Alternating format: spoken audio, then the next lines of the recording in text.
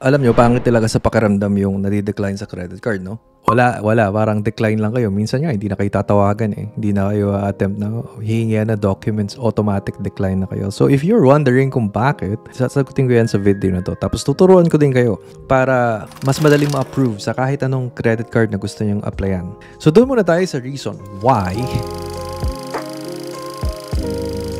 Lahat naman ng bagay kailangan ng requirements, diba?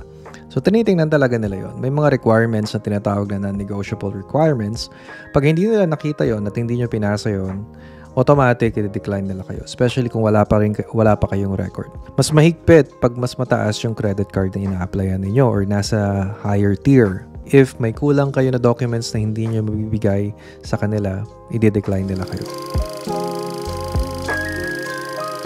Ito, isa to sa pinaka-importante lalo na sa mga bagong mag-a-apply sa credit card. Credit history. Tine-check din nila kung may record na kayo sa TransUnion or sa credit bureau natin. Pag nakita nilang wala talaga kayong credit history, mas malaki yung chance na i-decline talaga kayo. Regardless kung may maganda kayong trabaho.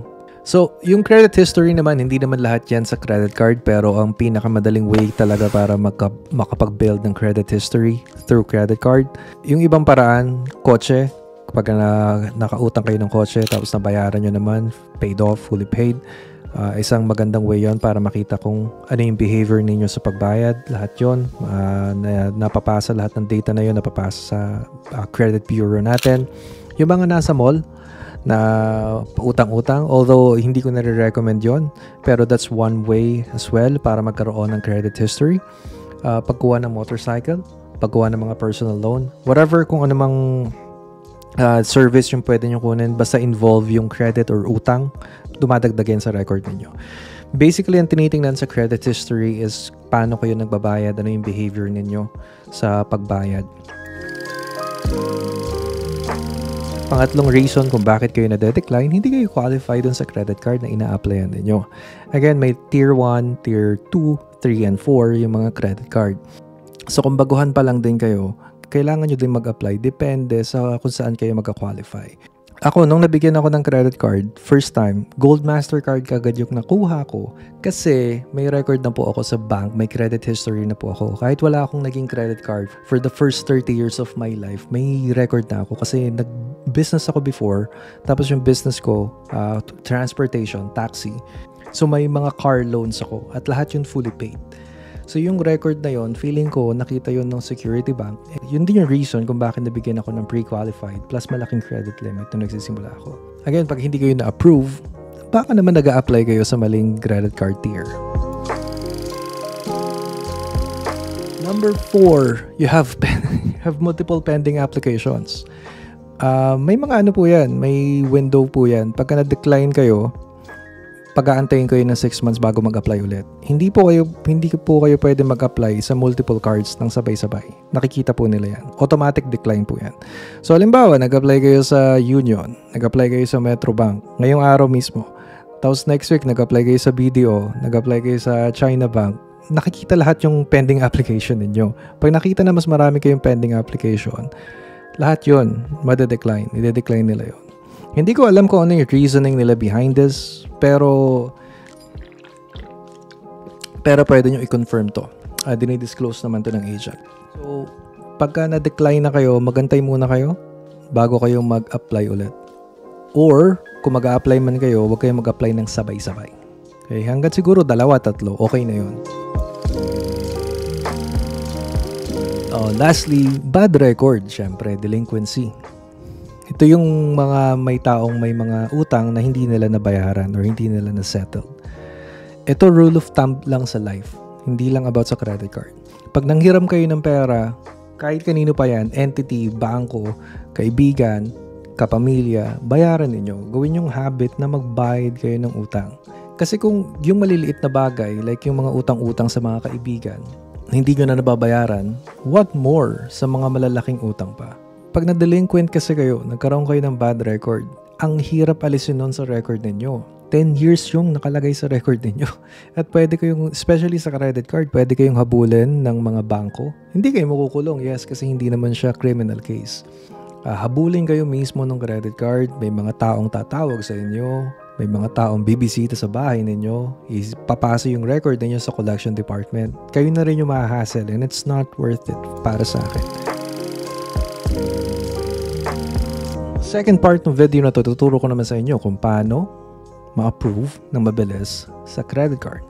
Number 1, mag-a-apply kayo ng credit cards kung nasaan yung payroll or savings account ninyo.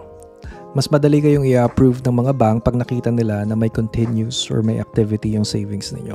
Kung bakit mas mabilis na-approve yung payroll, kasi may monthly activity. Unlike sa mga siguro savings account niyo na kunwari, maglalagay kayo ng pera ngayon, next month hindi kayo maglalagay ng pera, the following month maglalagay kayo. Hindi continuous, hindi consistent yung activity. Ang kailangan nila makita yung continuous na pagpasok ng pera. Kaya halimbawa, kung pumapasok yung payroll ninyo sa BDO, doon kayo mag-a-apply ng credit card. Kasi mas madaling makita yung record nyo doon. So, nabanggit natin yung credit history kanina, no? Siguro nag-iisip ko, paano nga yun? Paano nga ako makaka-build ng credit history kung wala akong credit card? Kung hindi nga ako ma-approve? Good question actually. May tinatawag po na secured credit card. Yung unsecured credit card kasi, yan yung mga typical na credit card, yung mga kino-cover ko sa channel.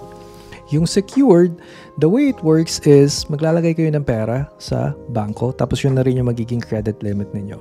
So, kunwari sa Security Bank, maglagay kayo ng 50,000 na deposit. Yung deposit na yun, makukuha ninyo yun after 1 year. Pwede nyong withdrawin. Pero yung deposit na yun, yun din yung magiging credit limit ninyo. Bibigyan nila kayo ng credit card. Secured yung tawag. Pag nakuha nyo na yung secured credit card ninyo, mag-build na kayo ng credit history. And this is the easiest way to get a credit card. Promise, kung hindi kayo ma-approve ng kahit anong bank, ito yung pinaka-last resort ninyo. Mag-open kayo ng secured and after 6 months, saka kayo mag-apply ng unsecured credit card. Dito nyo mabibuild ng mas madali yung credit history ninyo. So, bayaran nyo siya na maayos, gamitin nyo siya every month, gamitin nyo sa grocery, sa mga bills ninyo, bayaran ninyo na maayos, i-build ninyo yung credit history ninyo for the next 6 months, and then after that, pumunta kayo dun sa bank, sa mismong bank, kung nasaan yung secured credit card ninyo, and then mag-apply na kayo ng credit card. Surely, they will give you the unsecured credit card kasi nakita na nila yung history nyo. So, naka-build na kayo ng trust dun sa bank. This is the best way actually. Number 3 na mas mabilis na paraan para makakuha ng credit card, kung may existing loan kayo, tapos malaking yung loan ninyo, you need to settle that first. Isa din to sa mga hindrance actually para makakuha kayo ng credit card. Pag tinignan nila na may existing kayo tapos kakasimula pa lang ng loan ninyo. Whatever kung ano man loan yan, personal loan, car loan, motorcycle loan, lahat ng record na yan, transparent yan at pinapasa yan sa credit bureau. Nakikita ng lahat ng bank yan. May information sila dyan. And may law na pwede nilang gawin yon kung mag-a-apply kayo ng credit card sa kanila. Itong part na to, pwede naman mabypass to. Siguro after a few years, pag na-develop nyo na yung credit history ninyo. Pero kung kakasimula pa lang, kunwari ng car loan, kakakuha nyo pa lang, for some reason na-approve kayo. Tapos gusto nyo nang kumuha ng credit card, tapos kakasimula pa lang, wala pang 1 taon yung car loan ninyo, malaki yung chance na hindi kayo ma-approve. And last tip ko sa inyo, related na rin to sa kaninang sinabi ko, apply for the correct card, for the right card. Lagi nyo dapat tingnan kung yung card na yun ay para sa inyo.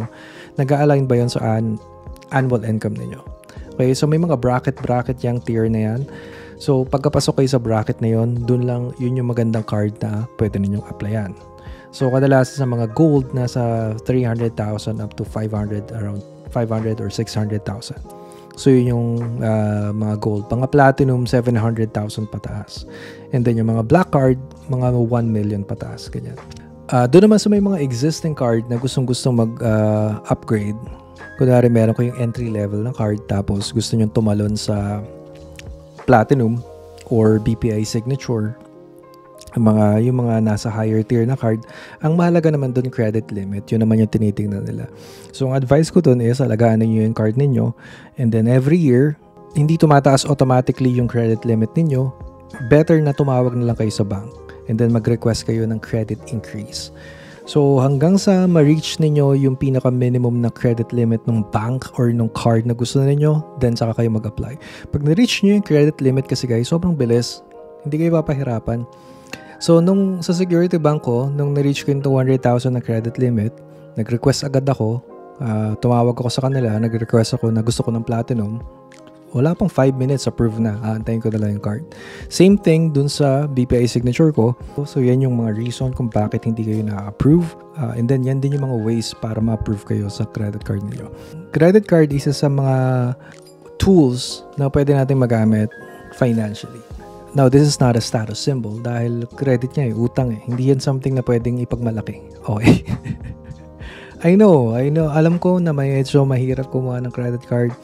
Pero, hindi pa rin siya pwedeng gawing status symbol. Mas may impress ako sa taong may savings na malaki kaysa sa may malaking credit limit.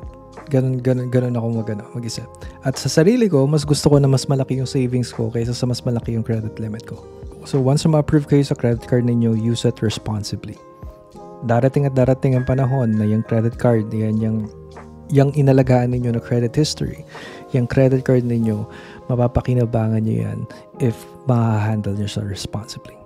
Again, that's all for me for today. Thank you for listening and thank you for watching. If you have any questions, comment down below, guys. Don't forget to subscribe and like this video. Have a great day. Bye-bye.